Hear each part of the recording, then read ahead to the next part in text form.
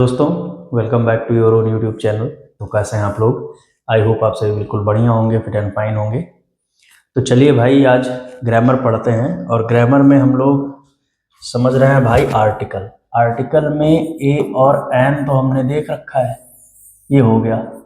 अब अगले वाले आर्टिकल का नाम है द। और ध्यान से समझिएगा द के बारे में। जैसे भाई इनके बारे में अक्सर हमें कन्फ्यूज़न होती है बहुत सारी। ठीक है दोस्त, पहली चीज तो ध्यान रखिएगा, जो द होता है इसको हम बोलते हैं डेफिनेट आर्टिकल। तो यहीं पे समझ लीजिएगा, द को क्या बोला जाता है दोस्त? Definite article. इसका मतलब ये है कि जैसे कि इसके नाम से ही कंफर्म है डेफिनेट, तो आप ऐसे समझो कि आर्टिकल द का यूज हम तब करते हैं जब हमें किसी को डेफिनेट बनाना होता है, निश्चित बनाना होता है। या हम आपको सिंपल लैंग्वेज में बताएं तो आप ऐसे समझिए कि द का यूज हम स्पेशल बनाने के लिए करते हैं। ठीक है दोस्त, जैसे अगर 4 लोग खड़े हैं और चारों में से आप एक को जान रहे हो, 3 को नहीं जान रहे हो, और कोई ऐसा आदमी है बैठा जो ना उन चारों को जान रहा है ना आपको जान रहा है। अब आपका जो व्यवहार करने का तरीका होगा उन चारों लोगों के साथ, वही बताएगा कि एक्चुअल में आपके लिए कौन स्पेशल है कौन नहीं। जैसे आप ऐसे समझो, आप चाय की दुकान पे बैठे हो, चाय पी रहे हो, 4 लोग बगल और बैठ के बात कर रहे हैं जिनके बारे में आपको कुछ नहीं पता। ठीक है दोस्त, फिर उसके बाद क्या होता है, कुछ देर बाद एक आदमी आता है और उन चारों आदमी के पास 3 से तो वो नमस्ते करता है दूर से, ऐसे भैया नमस्कार, और एक से वो गले मिलता है। तो आप बताइए कि उसके लिए स्पेशल कौन हुआ? स्पेशल तो ऑब्वियस सी बात है, आप तुरंत यही कहेंगे कि स्पेशल वो हुआ जिससे वो गले मिला है। ठीक है दोस्त, तो आप ऐसे सिंपल सी बात समझो, जो उसका व्यवहार करने का तरीका था भाई, वही एक्चुअल में समझ लो आर्टिकल द है, क्योंकि उसी ने उसको स्पेशल बना दिया। तो वैसे जब किसी के साथ आप आर्टिकल द लगाते हैं तो उसको डेफिनेट बनाते हैं। इसका नाम ही क्या है दोस्त? Definite article. इसका मतलब है कि जब आपको किसी को निश्चित बनाना होता है तब आप आर्टिकल द का यूज करते हैं। अब देखो भाई, होता क्या है, आप ऐसा समझो कि जो आर्टिकल द है, कुछ जगह हम इसको द पढ़ते हैं, कुछ जगह हम इसको दी पढ़ते हैं। कब द पढ़ते हैं कब दी पढ़ते हैं, जरा सा वो समझ लेते हैं। देखिए, अगर दोस्त कहीं पर का से लेकर गा तक का प्रोनाउंसिएशन है, जैसे आप कह लो कि अगर कहीं पर कॉन्सोनेंट साउंड है तो वहां पर आप THE को एक्चुअल में दा पढ़ते हो। जैसे अगर कहीं पर लिखा हुआ है THE बॉय, तो आप इसको दी बॉय नहीं पढ़ोगे। यहाँ पर जब आप इसकी हिंदी लिखोगे तो ये ब से स्टार्ट होगा, मतलब एक तरीके का ये कॉन्सोनेंट साउंड है, इस वजह से इसको आप द बॉय पढ़ोगे। इसको आप क्या पढ़ोगे? द बॉय पढ़ोगे।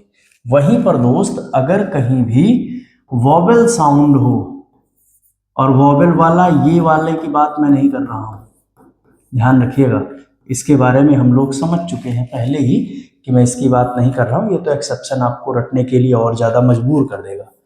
आप एक्चुअल में ये समझो कि अगर आ से लेकर औ तक, जिसको हम वॉवेल साउंड बोलते हैं। अब कुछ लोग बोलेंगे यार गजब नाटक है, इंग्लिश पढ़ने के लिए हिंदी पढ़ें। नहीं भाई, आप जब डेली लाइफ में यूज़ करोगे, देखिए स्पीकिंग इंग्लिश अलग चीज़ है, मैं आपसे फिर बता रहा हूँ। लेकिन जब आप चीज़ों को समझे रहेंगे तो आप समझ पाएंगे कहाँ हम द बोलेंगे, कहाँ दी बोलेंगे। आप बोलिए कुछ भी, कोई फर्क नहीं पड़ता, लेकिन कम से कम आपको कोई मूर्ख बना के ना निकल पाए, ऐसे आप समझो। ठीक है दोस्त, तो यहाँ पर आ से लेकर औ तक, जैसे अगर लिखा है THE एलिफेंट, तब आप इसको द एलिफेंट नहीं पढ़ोगे, गड़बड़ा जाएगा दोस्त। क्योंकि जब आप इसकी हिंदी लिखेंगे तो ए से स्टार्ट होगी, जो कि एक्चुअल में वॉवेल साउंड में आ रहा है, आ से लेकर औ तक के बीच में। इस वजह से आप इसको पढ़ेंगे दी एलिफेंट, जबकि इसको पढ़ेंगे द बॉय। अभी आप समझ गए ना? बोलिए आप द ही, बोलिए आप दी, कोई दिक्कत नहीं है। लेकिन दोस्त ध्यान रखिएगा कि जब आपको कभी भी वॉवेल साउंड दिखे तो द को दी कहने की कोशिश करिएगा। अगर आपको कहीं भी कॉन्सोनेंट दिखे तो द।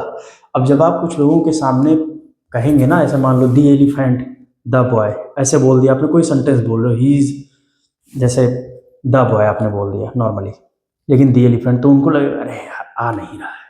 ये आदमी ना ये अनपढ़ है। हकीकत में दोस्त ये है कि उनको खुद हवा नहीं है इसकी, क्योंकि इतना डीप में जाके पढ़ता कौन है। ऐसे आप सिंपल सी बात समझो, लेकिन आप जाने रहो पूरे तरीके से कि इसका कॉन्टेक्स्ट पूरा क्या है, ये कॉन्सेप्ट से चलता कैसे है, बहुत सारी चीज़ें। ठीक है दोस्त, अब ध्यान रखिएगा, एक केस में और भाई द को दी पढ़ा जाता है, और वो केस तब है जब आप ये कह सकते हो कि जब आपको कहीं पर जोर देना हो, किसी चीज को आपको एम्फेसाइज करना हो, ठीक, एम्फेसाइज करना हो, तब भी आप द को दी पढ़ते हैं, और तब कोई फर्क नहीं पड़ता है कि यहाँ पर कॉन्सोनेंट है या वॉवेल है। जैसे मान लीजिए कि कोई एक आदमी खड़ा हुआ है और आपको पता है कि फोन कल इसी ने चुराया था, और आप यहाँ पर ऐसे बोल रहे हो,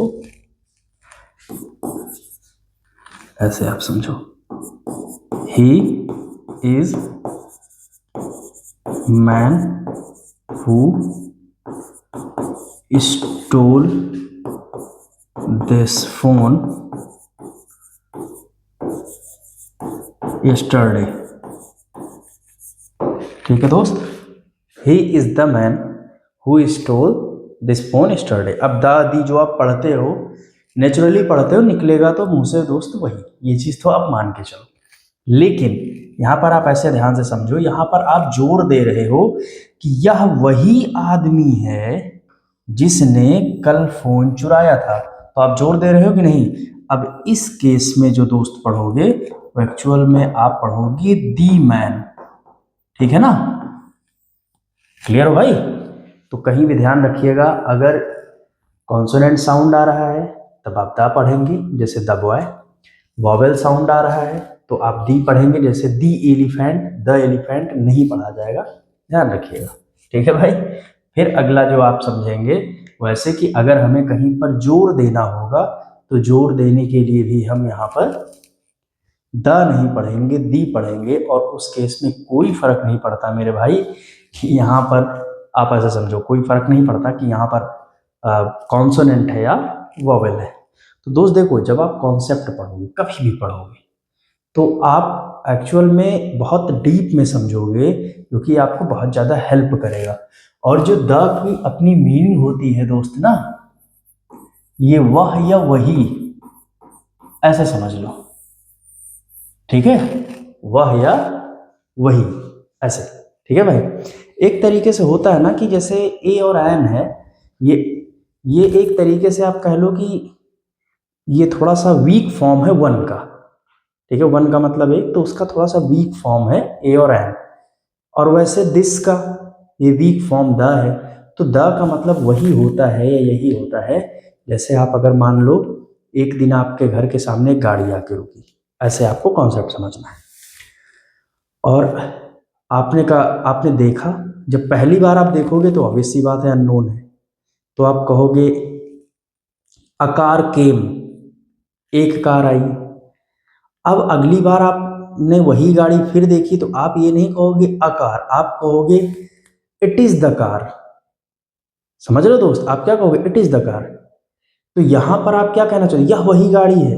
या जैसे मान लो एक कभी कभी कोई ऐसे मान लो थोड़ा सा मेंटली प्रॉब्लम है उसको, किसी को आप रोड पे के देखते हो कि ऐसे अकेले खड़ा होके ऐसे डिवाइडर पे कहीं पे हाथ हिला रहा है, भैया हम ही को वोट देना, ऐसे लोग मिल जाते हैं भाई, हम लोग को भी दिखते रहते हैं कि जैसे उनके अंदर चुनाव इतना ज़्यादा भर गया है कि बीच रोड में कहीं भी खड़े होके ऐसे माला वाला पहन के चिल्ला रहे हैं, सब इधर उधर देख रहे हैं, क्या है भैया ये तो नेताजी आ गए। तो जैसे आपने देखा और अपने दोस्त से जाके बताया क्लास में या कहीं भी मैच खेलने गए कुछ भी, कि यार आज मैंने एक आदमी देखा है, वो इसी से कर रहा था। अच्छा, आपका दोस्त उसके बारे में समझ गया, देखा नहीं है, समझ गया वो कि अच्छा कौन है क्या है। अब दूसरे दिन आप जा रहे हो, फिर आदमी वही खड़ा है, तो आप तुरंत क्या कहोगे, देखो देखो भाई ये वही आदमी है, ही इज द मैन। तो जब आप कहोगे ही इज द मैन या ही इज द मैन, जोर दे रहे हो आप, तो वहां पर एक्चुअल में आप क्या कहना चाह रहे हो, पहली चीज तो वह या वही वाला, दूसरी चीज आप उसे डेफिनेट कर रहे हो, निश्चित कर रहे हो, या वही आदमी है। समझ गए भाई ना। तो देखो, अगर मैं आपको पूरा कॉन्टेक्स्ट बताऊं, पूरा का पूरा, जैसे ए एन और द, ए एन एक फैमिली में है, द अपना अलग फैमिली है।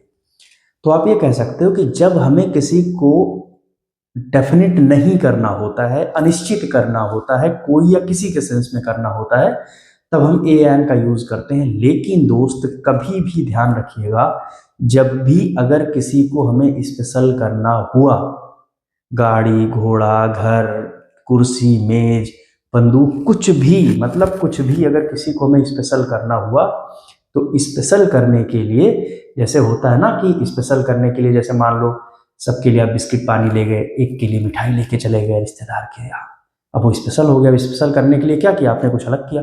तो ऐसे ग्रामर में स्पेशल गेस्ट दिखाने के लिए उनको हम आर्टिकल द का एक मेडल लगा देते हैं, एक ऐसे फीता बांध देते हैं।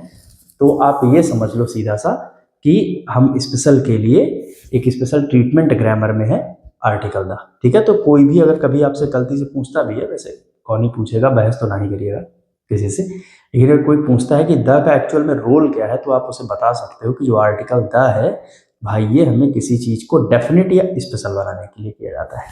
ठीक है दोस्त, तो ये था इसका पूरा इंट्रोडक्शन, जिसका कॉन्टेक्स्ट समझना बहुत ज़्यादा ज़रूरी है। तो आज के लिए दोस्त फिलहाल इतना ही रखते हैं, क्योंकि ये एक इंट्रो था। और देखिए, मैं इंट्रो के साथ रूल इन्वॉल्व नहीं करना चाहता इसमें, क्योंकि मुझे लगता है कि कुछ चीज़ें हैं जो बिल्कुल अलग, सेपरेट, बिल्कुल एकदम क्लियर होनी चाहिए, क्रिस्टल क्लियर, तो आपको बहुत ज़्यादा हेल्प करेंगी। मिलते हैं नेक्स्ट वीडियो में, फिर वहाँ से रूल स्टार्ट करेंगे पूरा। अभी तो हमने समझा क्या कहाँ कैसे पढ़ते हैं। अब ये समझ लीजिए द का एक्चुअल में एकदम जीरो वाला वर्जन है, 0%।